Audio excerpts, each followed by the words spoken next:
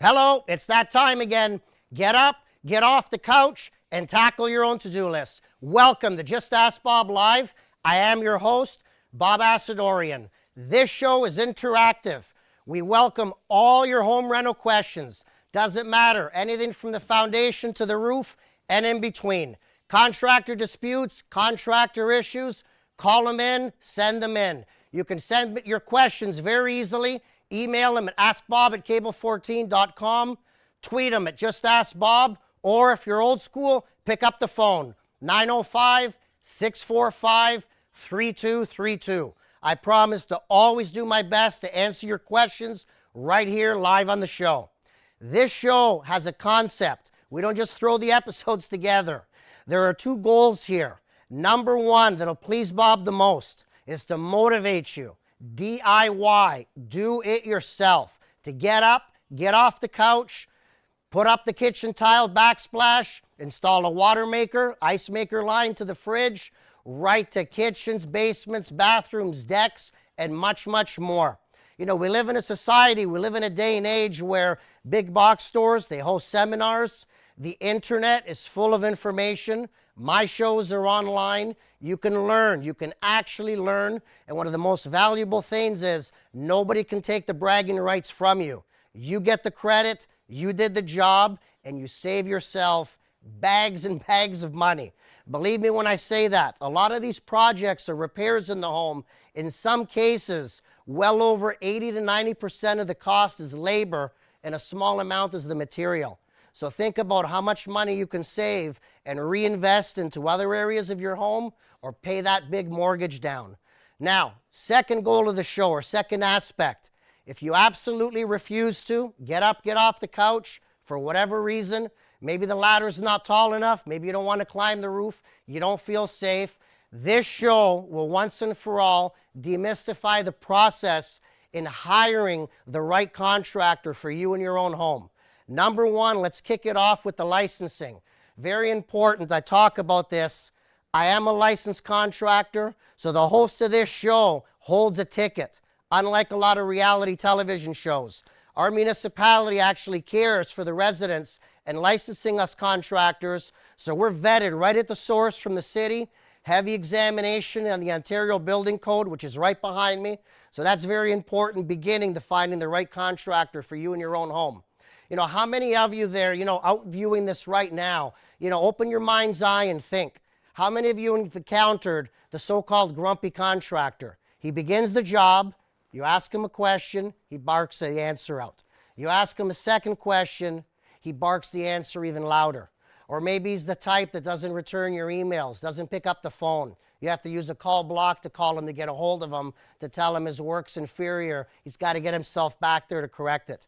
For whatever reason, following these episodes, I will episode by episode demystify the process of finding a contractor that's going to take care of your home and do it right and do it in a respectful fashion at all times. Now, your emails may end up prompting one of the renovation episodes. We have an email here today that's going to prompt the rental footage. We have it up on screen. Bob, I know you're a big advocate for DIY work.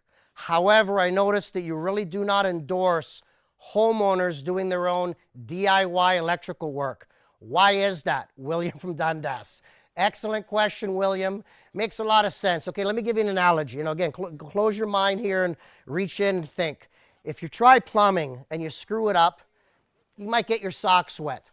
If you tinker with electrical and you screw it up, you can die or you can cause a fire. There's a lot of serious issues there. As far as the legal matters are concerned, yes, you as the homeowner, not necessarily as a general contractor, handyman or whatnot, you as the homeowner are allowed to pull a permit through the ESA, that's the Electrical Safety Authority, and you can legally do electrical work in your home.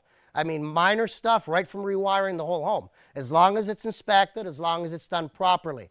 Now, out of all of the items in a home, from the foundation to the rooftop that you can be doing, that's not going to be one that I'm going to endorse very often. My suggestion would be bring in a licensed electrical master contractor to take care of the job, because again, there's a lot of risk in it that way. Now, what we have is we have our master licensed electrical contractor, also my great friend, John Tenbrink. To tell you a little story about John that he'll verify later, John was one of the youngest person in the province of Ontario to pass his master's electrical license. And guess what? He's my company's electrician, and I'm proud to call him my friend. We have some rental footage here, 2 parts. One part where we chat as an interview, because obviously we're social distancing with just myself here in the studio today. Second part of the footage is on one of my good friends' renovation job sites where they get the tools out and they get to the work and the sparks fly. Enjoy the show, and remember though, askbob@cable14.com, email us, tweet us at Just Ask Bob, or call 905-645-3232 and hit us hard with your questions. Enjoy the show. Hello, welcome to our job site with our favorite guest from many, many seasons ago. Welcome, John Tenbrink. Give me a fist bump there. You can see these are COVID-19 times. Bob's old school. I'd much rather give this guy a big warm bear hug, but I'm told that I can't. Bob does follow the rules sometimes. Today we're going to be talking about electrical, legal electrical. That's very, very important. As I said, John Tenbrink's not only a master licensed electrical contractor, but he's also one of my great friends from the wiring pros. John, tell the viewers, within many cities and different communities, one of the proudest things, and I tell everybody I bump into, and we talk electrical, I tell them about how you were the youngest fellas in the province of Ontario to graduate your masters. You elaborate on that in case I oversaid it. All right. Hi guys, I'm John from TNL Wiring Pros, and I'm a master electrician and the host of the Area Contractor Show.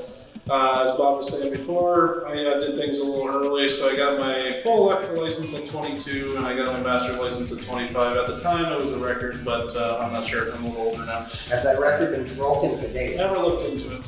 Oh, but you still hit the record for that time at least. What made you want to become an electrician? Yeah, the honest truth of the matter is my dad was an auto mechanic and I knew I didn't want to do that. And and I didn't actually even choose till grade 11, and then I did a co-op program with a local electrician and really liked it and just ran with it. Nice, nice. I'm very happy to have paths crossed, because at least one goal, one belief that we both share, and this is what merges our businesses together very well on jobs. We believe in doing it legally. I'm paranoid and I'm always careful in my business because I know as a licensed master general contractor, I'm really not allowed to touch wiring. I draw the line there. That's when I bring in John. As I explain to my customers, that's called subcontracting, so to speak. And I've also explained many times that you've got your sleepy, dopey subcontracting general contractor that'll keep his truck parked in a Timmy's all day and let the wiring run wild. That's not exactly how Bob subcontracts. John and his crew show up. I have coffees for everybody. John does complain they're small, but hey, I'm not made of money. I've discussed with my customers, generally speaking, where they like their receptacles and outlets. Again, this is custom work. It's not a new home junk build where you're going to park your couch and your furniture and the receptacles are, hidden behind not the exact ideal location for them. I basically hang around. I annoy John, but it's my job at the end of the day to make sure my customers pleased. And it's John's job at the end of the day for that master permit, that ESA pass, which I always say is critical. John, you must have, we've talked about this on and off camera many times. Are there not homeowners that, for the money savings, they may want to pay you cash, they may want no permit, no tag, no nothing. How do you deal with that craziness? I just use a good example. Electrical permits are so much cheaper than people believe, and a lot of people, what the problem is they're avoiding the building permit. And you know what, sometimes they can be justified for doing cosmetic permits, but they're scared crapless when you bring up the ESA permit that's going to have something to do with the city, and that's farthest from the truth. The ESA is a private organization called the Electrical Safety Authority. It's Ontario-based only. It's the only private organization in Canada that has the full power of the law. But you know what? Like we do a job at 15 poly exchange your panel. The permit's $150. So if you got to think about it this way, the insurance company, your house burns down, God forbid, and they'll go check your records and see wiring's been done recently. You got no ESA permit, you get no insurance, you lose everything. So for $150 isn't worth it. So it's fair to say it's provincial. It's provincial. That's Whereas the building permit for your general remodels is municipal. city by city. The permit for electrical is provincial. Well, that's important. I like how you touched on the topic with the insurance. Because let's run with that now, because I get a lot of questions on that. But basically you're telling the viewers, I mean, let's say potentially, but I'm sure it's plausible, because in my mind's eye, my belief is insurance companies aren't stupid. They have deep pockets. So when there's a fire or a claim, they're gonna dig. Was there a remodel involved? Was there any electrical wires being pulled? The further they dig, they know the law and the permit's required.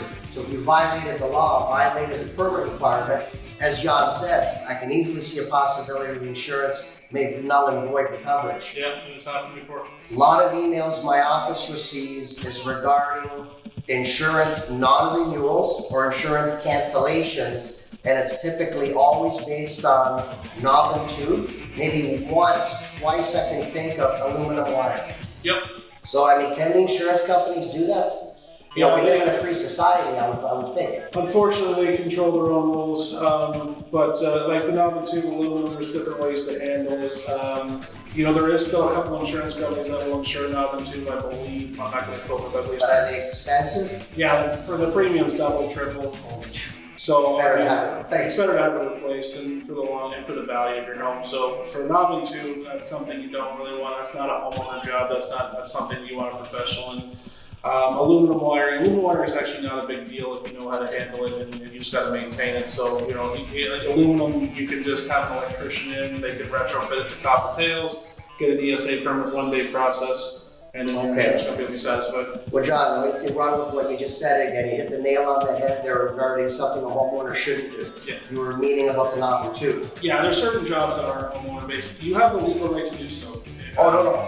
Exactly. As a homeowner, you have the legal right to do any wiring in your own home, but even if you're a homeowner, you still have to take out the permit. It's just as illegal not to do it as if for me to do it. Okay, you said you took the words from my mouth. This is a DIY show. Bob preaches for a decade now, DIY. For those of you that don't know what that stands for, it's do it yourself. However, I draw the line to electrical. You heard John, legally a homeowner can do it, that's fine, but by no means on this show am I endorsing homeowners to try to run their own wiring. If you want to, that's your business. If not, feel free, you can contact John. His contact information will always be up on the screen, or you can get him through myself. So again, be safe. You know, a joke that I always use to try to illustrate or demystify this process is, let's compare plumbing to wiring. DIY tackle, homeowner's gonna grab A or B.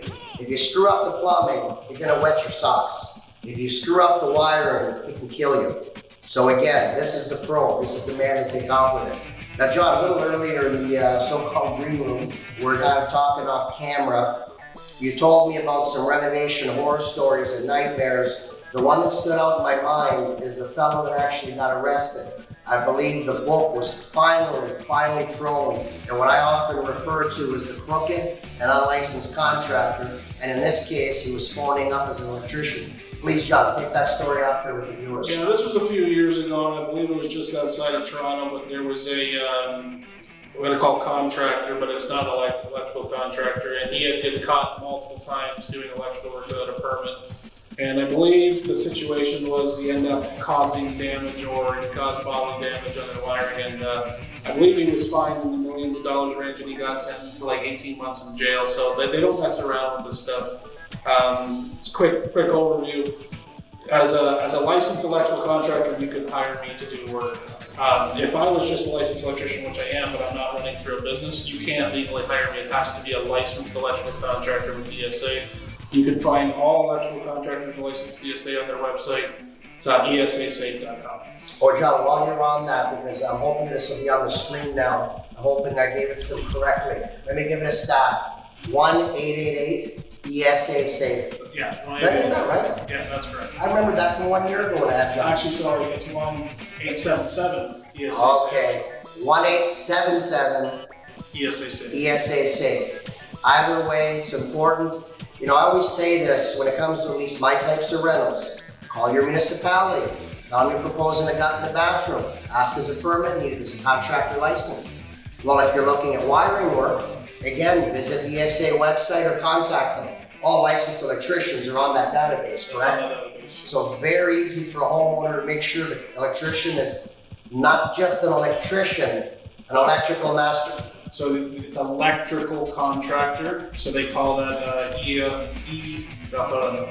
LEC. So all LECs will be on the ESA website, so just remember that, you know, you can hire your buddy on the weekend electrician, but it's not legal. You cannot exchange money in exchange for services unless you're a licensed electrical contractor, and all of them are listed on the ESA safe. And then if you, any sort of correspondence with these electricians, they should give you their electrical contractor number, and if they don't have that, not only. Well, interesting enough too, a comparison with my trade. I'm a master licensed contractor. One of my employees, my foreman, he has the master license. He's licensed, but only while working under my company's license. So if my employee were to go do rentals on the weekends and moonlight, city won't give him a permit, he can't be there for inspection, and he's not a company, he can't collect HST, can't legally sign a contract. But it seems to be more often with electricians, I guess because there is an expense there is a cost. Sure. That a homeowner's thrilled. Oh, I know an electrician. He's on holidays, he gets 2 weeks off in the summer, he's gonna come wire my basement. Yeah. Or we know him from here, we know him from there, and maybe advertises on Kijiji. That's right. But that's very, very illegal. Very legal. ESA actually hunts people on Kijiji. Well, you know what? I wanted this season to chat about Kijiji, and we're already up to so many episodes, and I haven't, but we're gonna take off with this now. I give a warning to all the viewers out there. Kijiji, who you find on there, and this is Bob's opinion, not the network here. Bottom of the barrel filth. That's what you're gonna find at Kijiji. Unlicensed, unreliable, crooked contractors, and the same with the electricians. Not all of them, not all of them. But again, an electrical contractor or a general contractor that's worth his salt, he's not gonna be running around on Kijiji. He's gonna have his database of homeowners. So simply put, if you find a general contractor at Kijiji, fine. Ask him to prove his license. If you find an electrical contractor at Kijiji, ask them for their license, and don't take their word in either case. Pre-screen it, look into it yourself. But I say that could be a small percentage. The majority, I think, bottom of the barrel. As you said, why is the ESA picking of all places the Kijiji to do their hunting? Well, a lot of people looking for side jobs are advertising on Kijiji, but we use Kijiji for advertising too, but it's very clear that our ESA number has to be listed in the ad. Oh, no, exactly. I mean, that's why I'm not painting them all with the same brush. So you just gotta make sure you wanna see that license number, and then if you wanna make sure it's not a fake, you can go on the ESA website and just cross-reference, but it's... Well, your opinion, because I can speak for contractors, but in your case, for proper, legitimate electrical contractors, looking for electricians at Kijiji, what would you say the percentage is, the phonies versus the guys like yourself? To tell you the truth, because ESA is doing a great job, it's actually not that low. It's probably... But they've been catching people. They've been catching people. Now, in the old days, it was really bad. Really bad. But nowadays, they're doing a good job of hunting. Like the ESA, they're technically a not-for-profit organization. They charge for their services, obviously, but they spend a lot of money hunting down unlicensed contractors. I've been to events. They have entire divisions dedicated to hunting unlicensed contractors or the guy. If you see a guy in the back of the truck says, I do framing, carpentry, drywall, electrical, that's not even a sign. Oh, yes, he's doing too much. Let's explain it this way. For the viewers at home, how many of you have a family doctor? There's also a dentist, also a heart surgeon, also, I can't even pronounce the other words, but you know what I mean. A family doctor that does surgeries and specializes tip to toe, not generally. Your family doctor's a generalist, he's gonna recommend you to a specialist. Same again when you see vans or trucks driving around, especially if they say roofing, soffit, fascia, full electrical, full duct work. It's unlikely that's a licensed electrical contractor. I mean, it could be. It could be somebody that's very savvy with a lot of licenses, but I like to say highly unlikely. John, before I forget, really important for the viewers because our viewership is growing as we discuss for this program. Tell the viewers what your range of areas that you work in.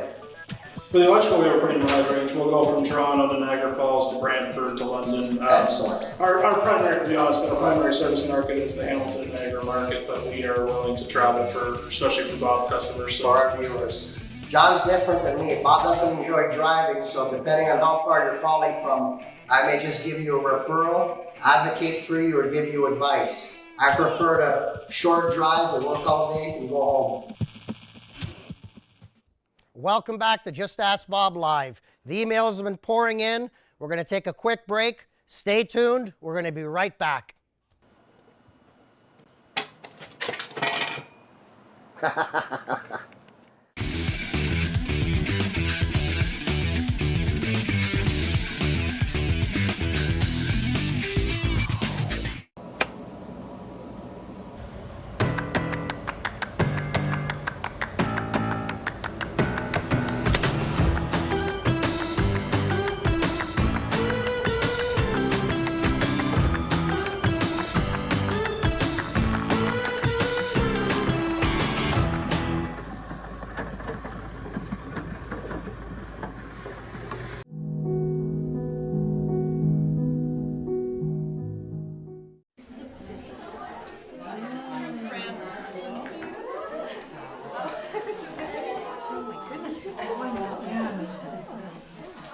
What is that? It's a rape whistle.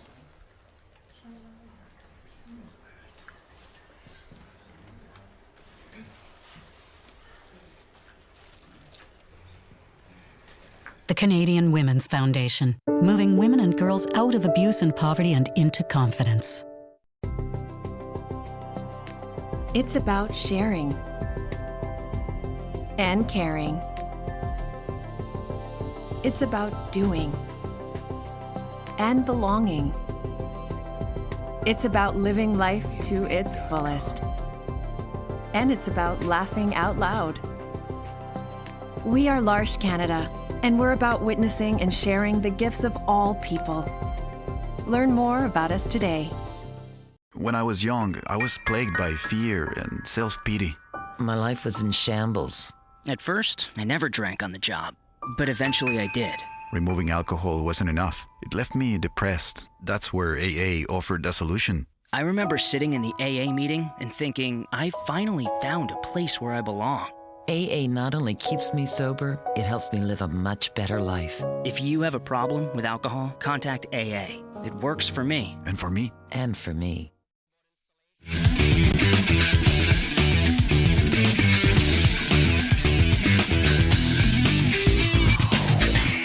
Welcome back to Just Ask Bob Live. We have a contest we're running. Bob reached deep in his pockets to offer you one of four $50 Home Depot gift cards. Submit your renovation question to Just Ask Bob Live. Your video could be featured on an upcoming episode. So just to be clear, this is for video question submissions. Video should be no longer than 30 seconds. If you're recording on a cell phone, remember to turn your phone sideways so the image is widescreen, just like your beautiful TV. Go to cable14.com/askbobcontest for full contest details and to submit your video. Now, for those of you that are shy and you don't want to be in your video question submission, there's a way around that. Stand behind your smartphone, take a quick video of a faucet or some flooring, whatever the question happens to be, and submit it. You have Bob's word, that still qualifies you to win one of four $50 Home Depot gift cards. Now, the famous man himself, master licensed electrical contractor, and my good friend John Tembrick, he's going to join us right now on the show. Hey, John, how are you, buddy? Good, how are you? Very good. I'm happy to have you here today. I wish I could be in studio with you, but this will do. Oh, I tried. I discussed it with the powers to be. Ordinarily, you'd be right here beside me, but again, we're in strange times in 2020 here, so they got to keep me social distancing in the studio. Now, we have a question. We have a caller. Terry on the line. Hi, Bob. Hi, how are you? Good show. Thank you, thank you. We're having some insulation done, and it's spray-in, and our concern is the smell. Is there anything that we should be worried about? I'm assuming you mean it's not the cans that are being sprayed. It's actually a company coming in, installing the spray foam professionally. Right, spray foam, yes. Okay. I mean, as long as it's a legitimate company, have you brought this to their concern? I mean, when was the spray done, or it hasn't been done yet? Hasn't been done yet. Oh, okay, okay. I mean, generally, it will off gas. It will smell for a bit of time. What area of the home are you having it done in? Is this being done in the basement, Terry? It's the kitchen, 4 walls, ceiling, and floor. Okay, firstly, I want to commend you. Phenomenal choice. We've talked about it on past seasons, all the variations of products and ways that you can install insulation, and specifically the types. Excellent, excellent choice. As long as it's a little bit legitimate company coming in, there should be no problem, but they will advise you on the amount of time that maybe you should be outside of the home and have the windows open to let it air out. So as long as you discuss it with them, I don't think there should be, I've never heard of any issues, but you do want it to air out for at least a little bit, but the service provider should address this for you. Okay, very good. Thank you. Best of luck with the project. Okay, very good. Thanks. Okay, we have an email here. Hello, Bob. Love your show. Keep up the great work. I need electrical work done at home. To save costs, I am thinking of doing it myself. How deep should I excavate to bury wiring that will be in a trench leading to my shop in my backyard? Is the trenching part I most worry about. This is from Adam from Hamilton. Well, Adam, you're in luck. We got John on the show. John, you do me a big favor. Take it away. That's actually an easy one, but there's 2 parts to it. If you are digging underground and it's not under a vehicle, so it's not under a driveway that a vehicle can travel, the distance is 18 inches underground. If it is a vehicle path where you're digging underneath the driveway, it needs to be 36 inches underground. Very nice, very nice. John, do you do a lot of jobs like that where you're excavating? We only did 1 or 2 I can remember in almost the last 2 decades on my jobs that you were on. Yeah, it doesn't happen too often. We just did one last week where a customer built a new garage in the backyard, sometimes for a hot tub, sometimes for pools. It doesn't happen that often, and it depends on the, rural or in town. But there's tools and tricks for that. If you have a long trench, there's a machine called a ditch witch that we rent, and it takes a beautiful, clean ditch. But it's not the most common electrical task. Okay, terrific. We got another one here, John. If you want to take it. Give my voice a break. Bob, I had electrical work done by a licensed electrical contractor, and his employee electrician slipped me his number and asked me to call him directly for more work. We talked on the phone. He tells me he can do this for work for cash and be 1/3 the price of his boss. The guy is fully licensed electrician. What can go wrong? In these troubled economic times, I need money to save money any way I can. Steve from Hamilton. Well, this is exactly what we talked about during our interview. But I love that. 2/3 cheaper than the boss. The bosses are charging the big bucks. That's right. We're all taking vacations every other week in the Bahamas. But the answer to that question is it's just like the interview we did. That's extremely illegal. Both you and the homeowner are subject to large fines from the ESA, and they have the power to do so. The ESA releases a magazine quarterly called The Minutes, ESA Minute or something like that, and they actually list every homeowner / contractor that they fine in a given quarter. The rule is that he has to be a licensed electrical contractor. What you're risking is fines, loss of insurance, fires. The guy could be a fantastic electrician, but it's still 100% illegal. The honest truth of the matter is I know licensed electrical contractors are expensive, but there's a reason for that. We have WSIB, we have full insurance, we're licensed, we're audited, we're inspected. So these are the infrastructure costs for you to run a business. That's right. To run a business costs, tens of thousands of dollars a year to operate as an electrical contractor to make sure that we're doing things legally and right. And by hiring this guy, you're just taking a massive risk. If you're a gambling person, I say it's up to you. I'm just not that person. John, in the last nearly 2 decades that I've been doing this, because I really want to jump in on this part, I can't tell you, especially in my business, how many homeowners have put me up against comparisons that do not make sense.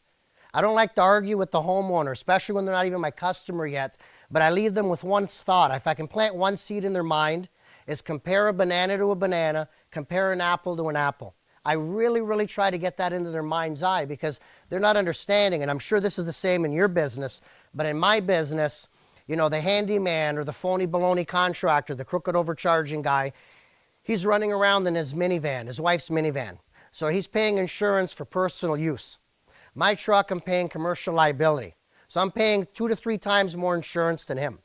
I'm paying full commercial liability insurance, thousands a year. That fly by night, no insurance. I'm paying WSIB premiums, which I'm being killed at for every employee that I have per every $100 of payroll. Again, that fly by night, no WSIB. I have to print business cards. I have a website set up. I have costs with that. I can go on and on and on and on. Hamilton Chamber of Commerce, Stony Creek Chamber of Commerce. I pay those entities because I want to put money back into my community. So again, I can preach on and on and on what my costs are. And then you've got this guy, this crooked unlicensed contractor, doesn't even pay, by the way, the city of Hamilton or whatever municipality to have a license. So he's coming in 2/3, he's coming in sometimes 80% less than I am. He can do the job for almost nothing, and he's hitting the nail on the head because the troubled economic times we live in, you are going to get a large percentage of homeowners that mean well, try well, but the money in the bank that they have is all they have, so they're going to lean towards this creep, this fool. So, I mean, I'm sure it's similar in your business. What can we do to overcome this? I mean, I'll tell you the honest truth. I'm not shy. I only own a small electrical contracting business, and it costs me $250,000 a year just to keep the doors open with all the expenses that it takes to run a company. Wow. And I'm just a small guy.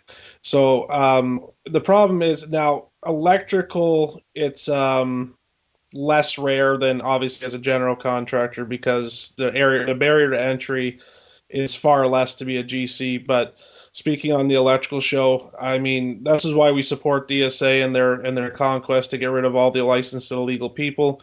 And really, it just takes a group of people getting together and saying, "Enough's enough," right, to the dangerous stuff. So it's a crapshoot. These people are putting a giant risk, but all we can do is just keep doing it right.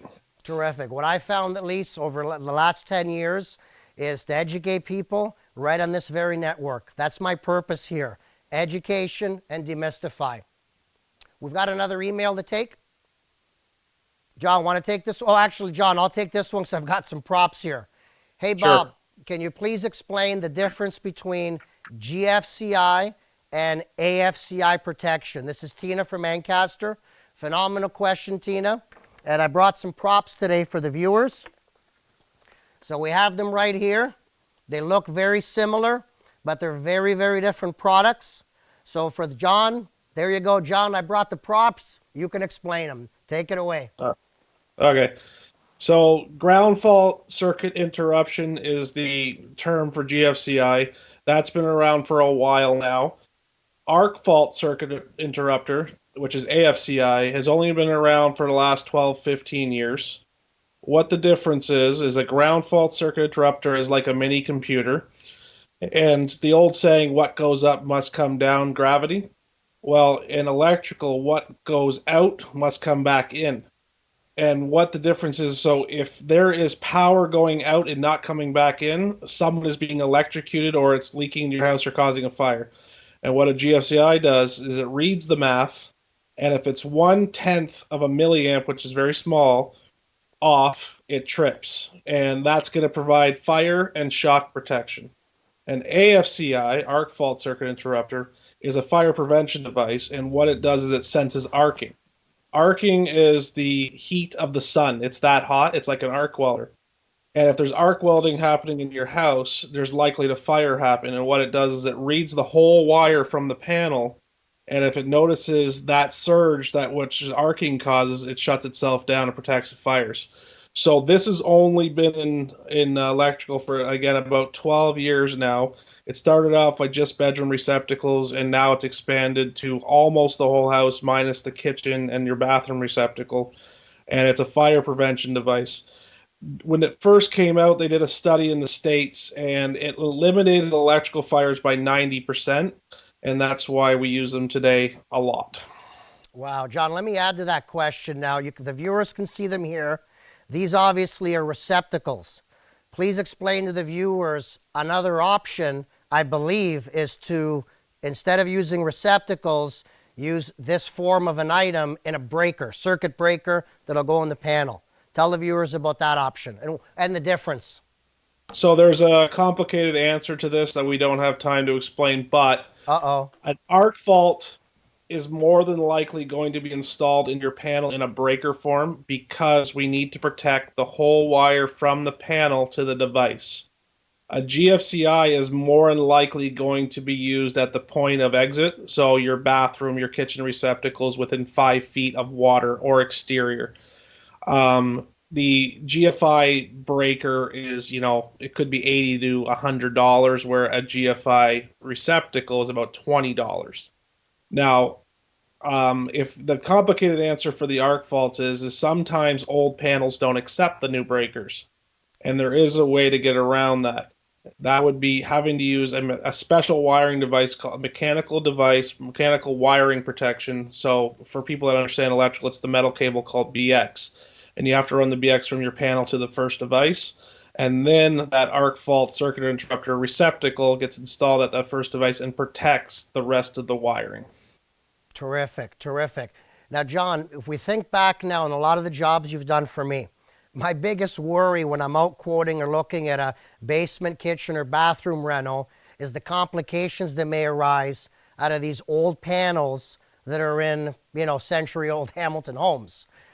Let's discuss some of the panels that would give you an issue, including fuse panels and electrical panels. And if I can remember back, a lot of the times it's either a compatibility issue or a capacity issue with today's modern breakers. See, when the houses were built in the 40s and 50s, there might be 7 circuits total. Nowadays, we put 7. And then the footage. Oh, sorry. Then we put 7. Sorry, you there? Yeah, go ahead. Sorry. There's 7 or 8 circuits in the modern kitchen today. So the panels that were installed 40, 50 years ago don't have the capacity with our today's modern needs. Today, like Cutler Hammer, Eaton, Siemens, Homeline, Schneider, they're all modern panels and are accepting these breakers. When you get into the old Federal Pioneer, old Square D, fuse breakers, fuse panels, Bulldogs, all those old panels, they don't accept this. Now, ideally, this is where you replace the panel, and then you're good for the future. If it's a budgetary constraint or it just can't be done, this is where we get into special wiring methods like arc fault receptacles and special wiring. This is where it takes a master electrician to understand the codes and under ways the inspectors are going to accept it. John, you're awesome. I've always said it. You are a fountain of information. How do you learn all this stuff? How do you keep yourself updated? Tell you the truth, you just immerse yourself in it. I mean, from when I was 17 years old till I was 25, it was 60 hours a week, and this is what you did. Wow. Nowadays, I have multiple hats, so keeping up with it's getting tougher, but this is why we have training courses and code books and inspectors. Excellent. Well, John, you remember part 2 of the rental footage? We're going to take a quick break now. Once we come back, for the viewers at home, we're going to be on one of John's job sites where they're doing some work. Stay tuned. We'll be right back.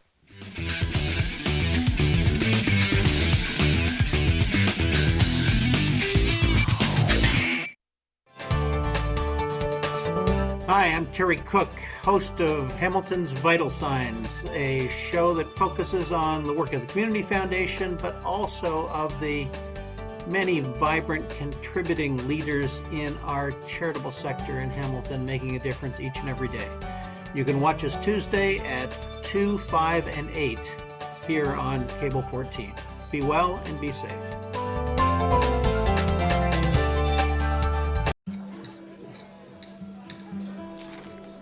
Sure, I nibble, but that doesn't make me a nibbler. I'm a social nibbler. I just do it when I'm out. It's not like I buy my own nibbles. I don't have to. I can just bum a nibble from my friends. I don't call myself a nibbler because I'm not addicted to it. It's just something I do for fun. I'm a social nibbler. Can't you see the difference?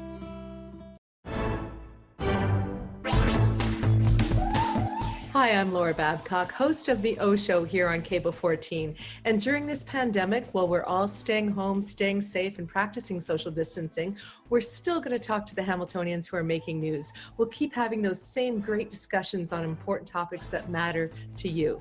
The only difference is the platform that we're shooting it on. So please stay tuned, stay engaged.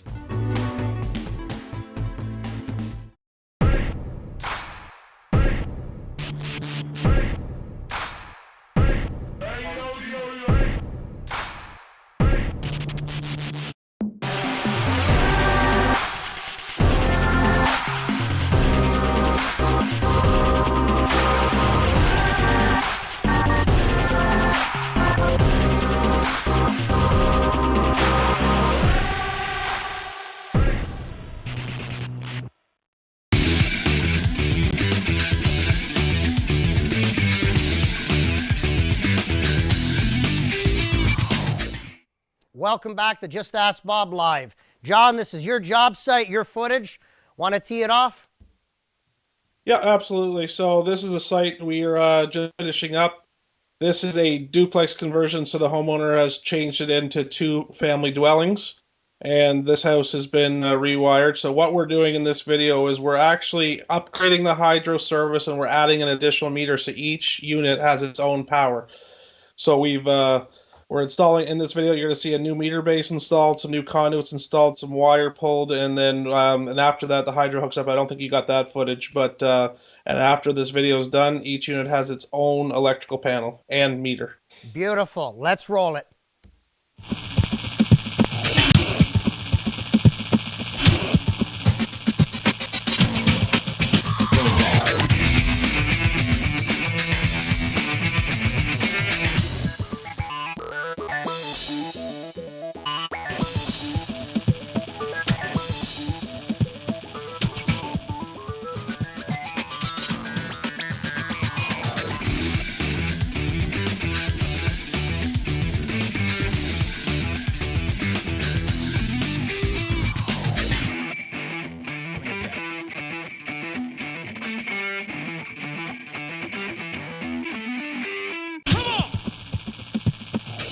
Hey guys, this is Andy from T&L Wiring Pros. We're here for Just Ask Bob. Today we're going to be changing the service from a single gang 100 amp service to a 2 gang 100 amp per position service. So each side of this house is going to have its own 100 amp panel. One side will have a disconnect because of electrical code. I'll show you that in a minute. But right here we have our 2 gang 200 amp 100 amp per position meter base. It's going to be going up here right beside Mo in a minute. And we'll take you inside right now and we'll give you a rundown of what's happening inside.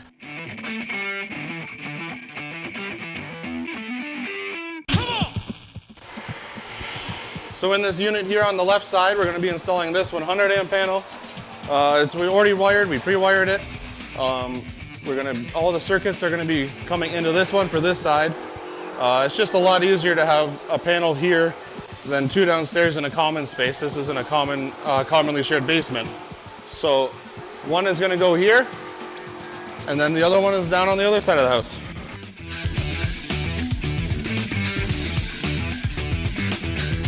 So over here we have our first disconnect. It's going to be the disconnect for the other panel that you just saw. Because it's over 7 feet from entry upon the service, we have to legally put a disconnect in to go to feed the other panel. And right beside it over here will be the panel for this unit on the right side. That will also be 100 amps. And there's nothing to tie in yet because we haven't finished our rewire. So that's pretty much the rundown for now.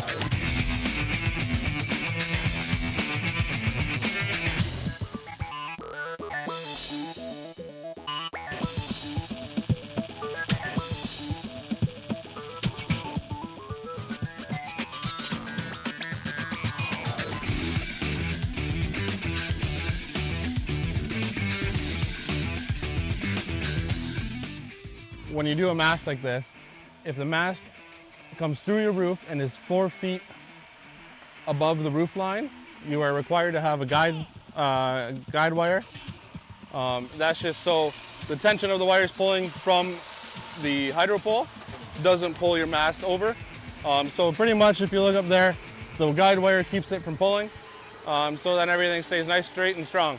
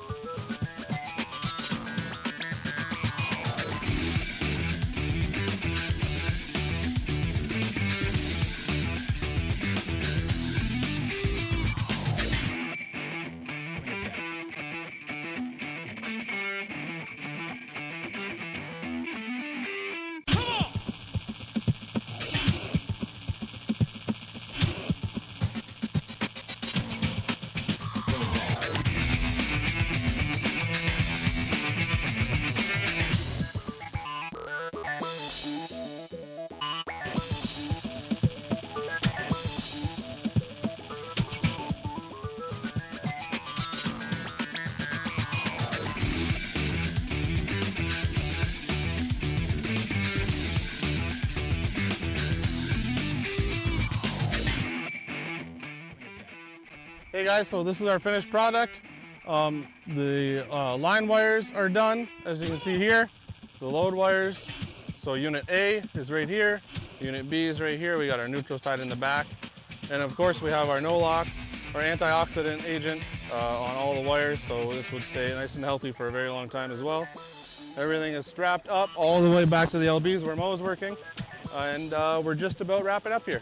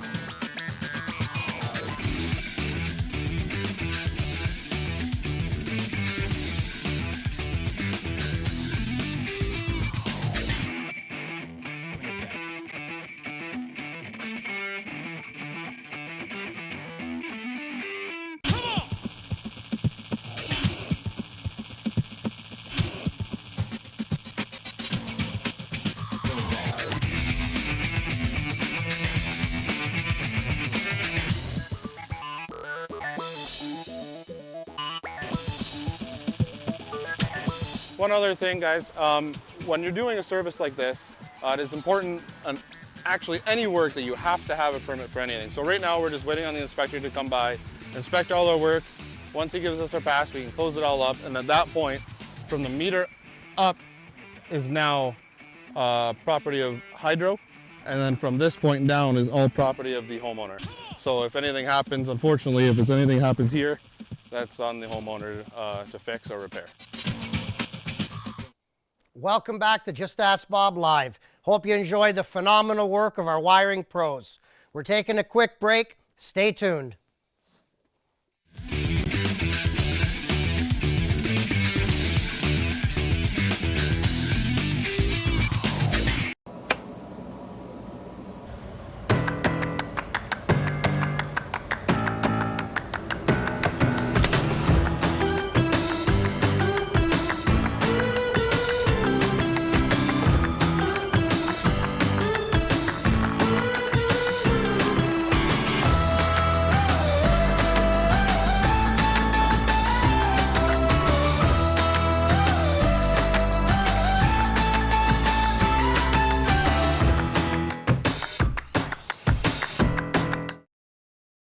Did you know that past episodes of Cable 14 programs are available for viewing on demand? Visit cable14now.com and browse through the available titles. When asked to sign in, select your service provider and enter your online account details. Then, sit back and enjoy hours of locally produced content wherever and whenever you want. Cable 14 Now is live, local, and online.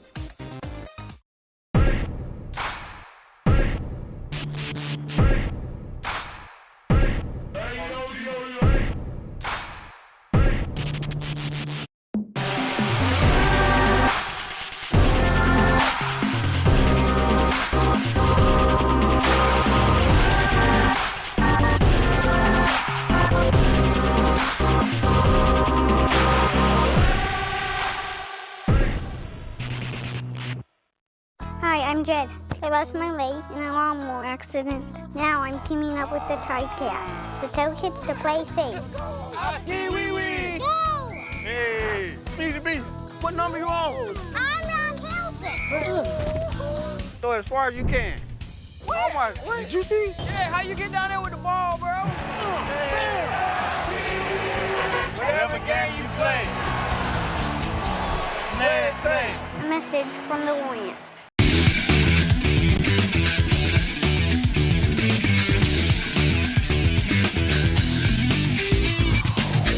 Welcome back to Just Ask Bob Live. We have a fun-filled episode for you on the next Just Ask Bob Live, where we're talking about legal income suites. That's the key, legal. We have some footage for you here. What do we got here? So this is framing as the basement complete. This is an example of framing once the basement's in. So you can't just frame like a normal house. We have to add some fire separation as we frame above the top plate, so we continue our fire rating to protect the floor above. Here's after this. So we've done an insulation job here. Now you'll notice in the ceiling that it's all rock solid insulation, which Bob loves. What we use that for is sound rating. Bob does not love that pink. No pink. Bob doesn't love that pink, but unfortunately we live in different worlds and it's a lot more cost effective. It meets minimum code, and we're not building Taj Mahals, we're building warm, safe income suites, and this is what... You're building to a budget, it's an investment. It's an investment, so it meets the code and the inspectors. Recognize my guest for next week's episode. My good friend John Tenbrink. He wears many hats, well, at least two permanent ones. Not only is he a master licensed electrical contractor, but I like to refer to him as the king of legal income suites. And that's cap locks for legal. We don't do anything illegal. John, you there? I'm here. We get to do I this. swear I changed this.